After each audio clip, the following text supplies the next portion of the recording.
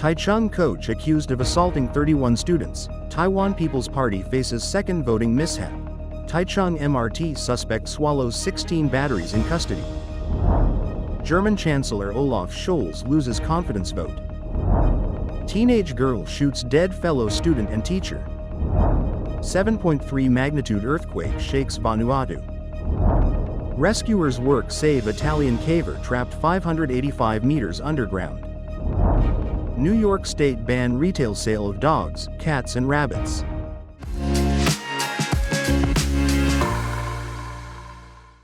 Hello, I'm Wade Lee. Thank you for joining us on Funday News. It is Wednesday, December 18th, and here are your top stories. And in local news, a Taichung baseball coach with a history of abuse allegedly assaulted 31 students over 6 years. Some victims face violence. Grieving parents regret unknowingly entrusting their children to him.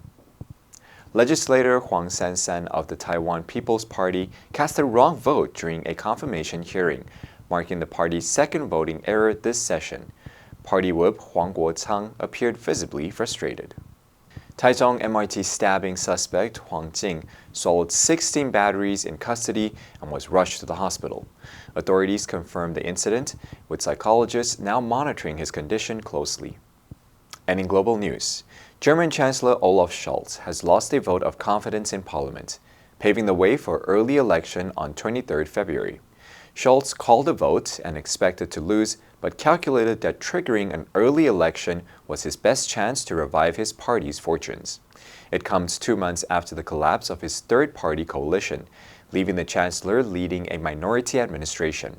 Ahead of the vote, Scholz said it was now up to voters to determine the political course of our country, teeing up a furiously fought election campaign. Losing Monday's no-confidence vote was the outcome Scholz had intended.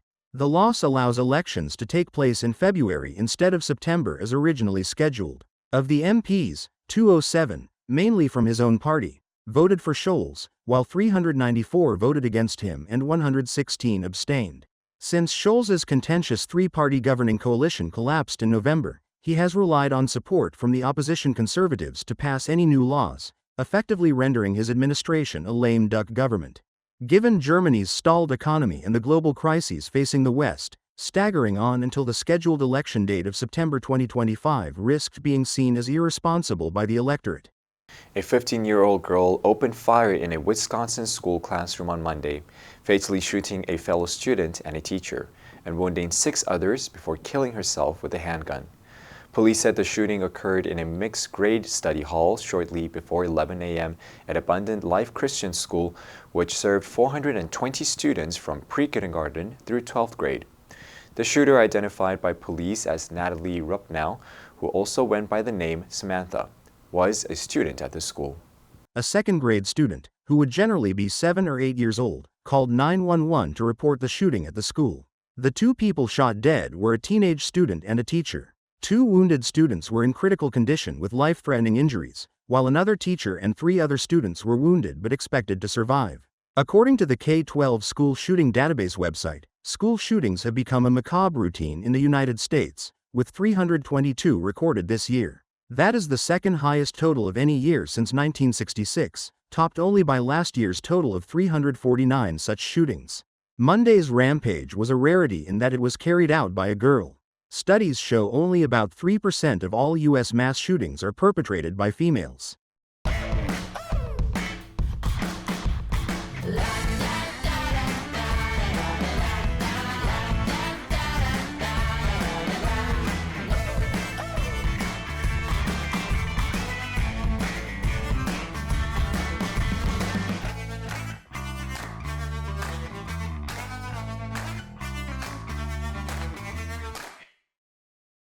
On Tuesday, a magnitude 7.3 earthquake struck just off the coast of Vanuatu, a group of 80 islands that is home to about 330,000 people.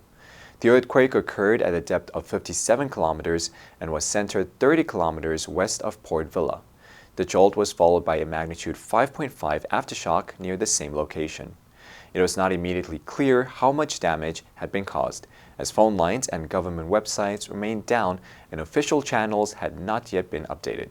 However, reports of widespread destruction began to emerge on social media hours after the quake. A Red Cross spokesperson in Fiji said workers on the ground were reporting significant damage. Video shared by the Vanuatu Broadcasting and Television Corporation showed crowds outside Vila Central Hospital lifting injured people onto stretchers. Another video posted on social media appeared to show crumpled buildings in Port Vila, including one that had collapsed onto cars. The head of the Red Cross's Vanuatu office reported widespread damage before communications were cut off. A building housing several diplomatic missions in Port Vila, including those of the United States, Britain, France, and New Zealand, was also significantly damaged. But there were no reports of embassy staff unaccounted for. A major rescue operation was underway northwest of the Italian city of Bergamo to free a caving instructor who became trapped while exploring a cave. Octavia Piana, considered an expert splunker, injured herself after falling 5 meters on Saturday evening during an expedition with 8 others to map a section of an uncharted branch of the Bueno Fonteno cave. She had fallen in the same cave system last year, fracturing her leg and remaining trapped for 48 hours. Rescuers reached her late on Sunday at a depth of 585 meters and used small explosive to get to her. The main obstacle is a 100-meter-long segment of the tunnel, which is too narrow to allow a stretcher to pass through. Rescuers are working to widen it, but the operation is delicate and time-consuming, complicated by the cave's depth and the lack of a complete geomorphological map. The difficulties faced by the rescuers are also due to the stretcher on which Piana has been placed because of the fractures she sustained from the fall. Rescuers must periodically stop to assess Piana's condition, who is conscious and reportedly feeling better, even from a psychological and moral standpoint. Approximately 100 rescuers are on site, working in shifts, with a maximum of 20 people in the tunnels at a time, given the confined spaces. New York State has banned the retail sale of pets. The law, which took effect on December 15th, applies to dogs, cats, and rabbits. Pets can still be adopted through humane societies, animal rescues, and licensed breeders. The Puppy Mill Pipeline Act is the state's effort to stop abusive breeders and the so-called Puppy Mill to Pet Store pipeline. Suffolk County SPCA Chief Roy Gross said, "I've been in some of these puppy mills, and it's haunting to this day to see how these animals were kept.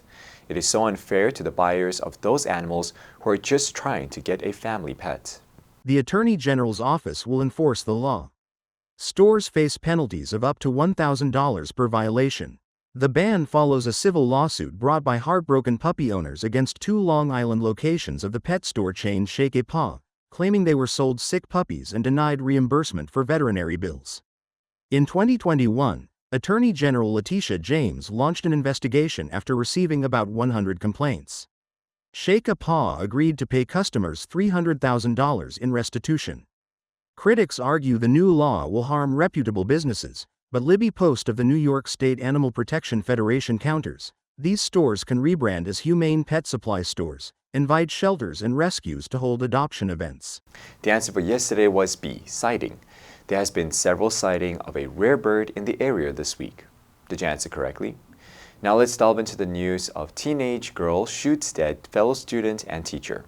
Number 1, critical, 危急的. The patient's condition is critical and immediate surgery is needed to save their life.